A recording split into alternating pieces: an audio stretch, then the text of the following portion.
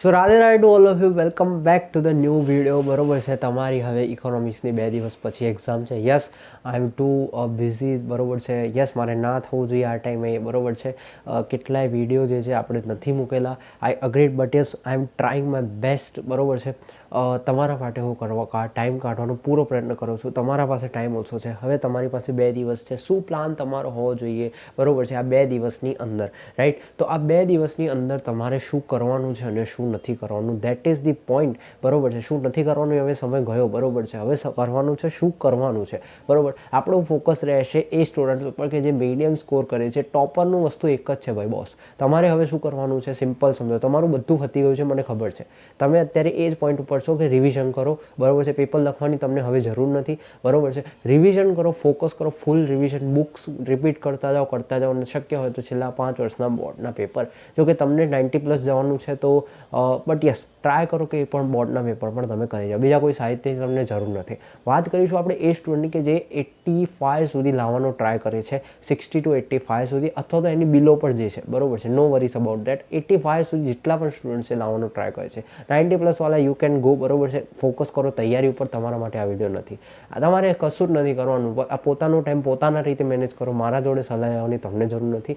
Focus on your study. બરોબર છે, શક્ય હોય તો ફરીથી કહું છું કે ભાઈ તમે અત્યારે લખીને ટ્રાય કરો, ઇન ધ સેન્સ કે ભાઈ રફ વર્કમાં પોઈન્ટ્સ ઓનલી, જેમ કે ઇકો બીએ વાંચો છો, ઇકો તો વાંચશો હવે તમે, તો પોઈન્ટ્સ લખો. બરોબર છે, તમારે પોઈન્ટ્સ લખવાના છે, એના હિસાબે તૈયાર કરવાનું છે. તો એ તમને લાઇટ આવશે અંદર એક્ઝામમાં, કારણ કે તમારી તો ઇકોના પેપરમાં સમય નહીં હોય. બરોબર, કારણ કે તમને ફૂલ પેપર લખવાનું છે. બીજી વસ્તુ 85 વાળાને એક બહુ જ ટીપ, બરોબર છે, ગોલ્ડન ટીપ, આ વસ્તુ યાદ રાખજો. બરોબર, ગોલ્ડન ટીપ છે તમારા માટે. તમને આવડે કે ના આવડે, બરોબર છે, આ ટીપને જિંદગીમાં યાદ રાખજો. આ પેપરમાં નહીં, આગળ કોઈ એવું પેપર આવે કે જેમાં નેગેટિવ માર્કિંગ નથી. બરોબર, તો તમને પેપર આવડે કે ના આવડે, પેપરમાં એક પણ સવાલ કોરો નથી છોડવાનો. 100 માર્ક્સનું પેપર લખવાનું છે. બરોબર, હવે અંદરની વાત, હજુ આની અંદર જો હું સપોઝ તમને ક્વેશ્ચન નથી આવડતો અને એના હું તો કહું છું રિલેટિવ રાખો, કે ભાઈ રિલેટેડ કોઈ ટોપિક હોય. બરોબર, જેમ કે તમને કોઈ શેર વિશે પૂછી દીધું તો તમે શેર માર્કેટ વિશે લખી દો. જો જે બુકમાં નથી બટ શેર માર્કેટ વિશે લખી દીધું થોડું ઘણું, તો રિલેટિવ ગણાય. બટ તમને રિલેટેડ પણ નથી આવડતું તો હું તમને શું કહું છું કે ઇકોનોમિક્સનું જે સવાલ છે એમાં તમે ગુજરાતીનો જવાબ લખો, તો એમાં તમે બીએનો જવાબ લખો, એમાં તમે એકાઉન્ટનો જવાબ લખો, થિયરિકલ પણ લખી આવજો. આ અંદરની વાત છે, બહાર ના કાઢતા.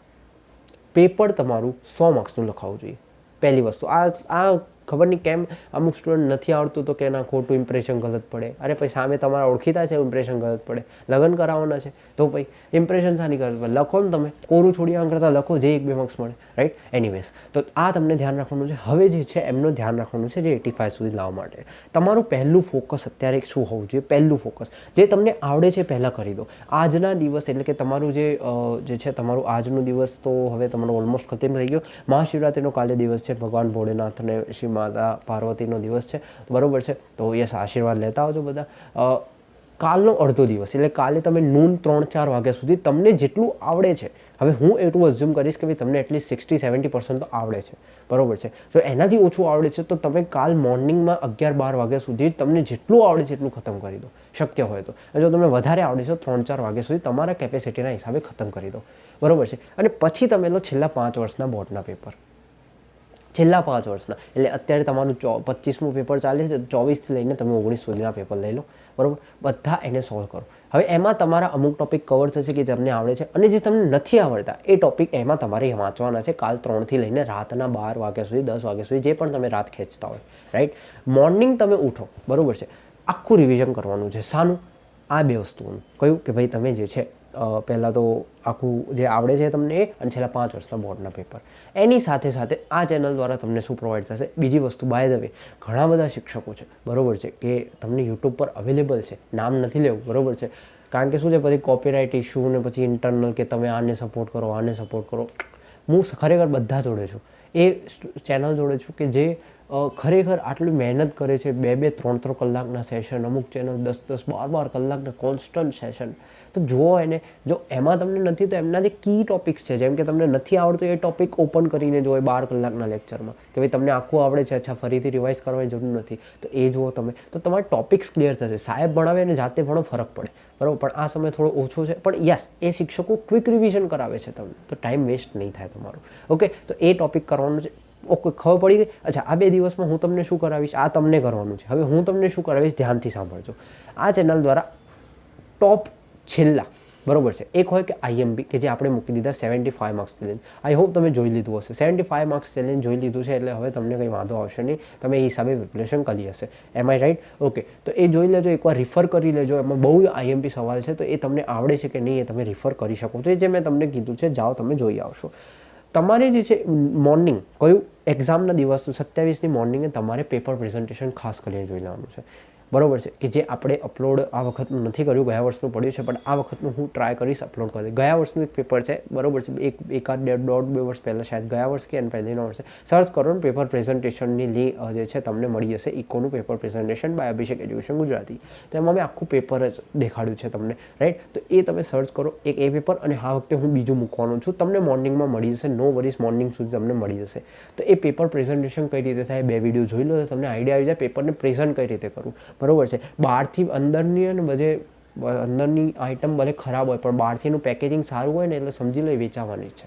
જો દીખતા હે વો બિકતા હે, બસ એ વસ્તુ સમજી લો. તો એ મોર્નિંગમાં જોવાનું છે. બીજી વસ્તુ તમારે શું કરવાની છે આ 2 દિવસની અંદર, તો તમારા દ્વારા અહીંયાથી હું તમને આપીશ લાસ્ટ, એક તો આઈએમપી મેં તમને કીધું, હવે હું તમને આપવાનું છું કે લાસ્ટ મિનિટ રિવિઝન, પાસ થવાની પારસમણી.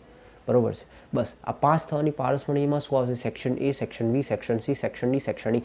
આઈ એમ ટ્રાઇંગ માય બેસ્ટ, બરોબર છે, કે હું આ 5 સેક્શનનું તમને પ્રોવાઈડ કરી શકું. બરોબર છે, વચન આપતો નથી, but yes I tell you કે હું પૂરો ટ્રાય કરીશ કે આ 5 સેક્શનના છેલ્લા પાસ થવાની પારસમણી. ઓલમોસ્ટ તમને 70-60 એવા એમસીક્યુ મળી જશે, એટલા મતલબ 30-40 સમજો એસક્યુ મળી જશે, સવાલો તમને મળી જશે, ડી સેક્શન મળી જશે, ઈ મળી જશે. તો એમ કરીને આઈએમપી જે છે ને ઉપરથી મોસ્ટ ઓફ એમાં હું તમને કહી દઉં કે મોસ્ટ ઓફ એમાંથી એવા હશે કે જે બોર્ડમાં પૂછાયેલા હશે. કારણ કે મારો ફોકસ એ જ હશે કે જે બોર્ડમાં પૂછાઈ ગયેલું છે એને વધારે ફોકસ કરો, રાઈટ? તો યસ, તો આ તમને હેલ્પફુલ થશે. તો આ 3 કોમ્બિનેશનમાં તમને અમુક સવાલ કોમન દેખાશે. કયા? જેમ કે તમે જો કરશો તમને જે આવડે છે, પછી તમે કરશો બોર્ડના છેલ્લા 5 વર્ષના પેપર, અને તમે જોઈ લીધા આપણા વિડીયો, તો અમુક સવાલ તમને કોમન દેખાશે. સમજી લો કે એના ચાન્સીસ 90% છે. બરોબર, આ 3 વસ્તુ તમે કરી દીધી એટલે હવે તમને ઇકોમાં કંઈ કરવાની જરૂર નથી. રિલેક્સ રહો. અને એક વસ્તુ ધ્યાન રાખજો, કોઈ જ મોટી વસ્તુ નથી. તમે બોર્ડની એક એક્ઝામ આપો છો, રાઈટ?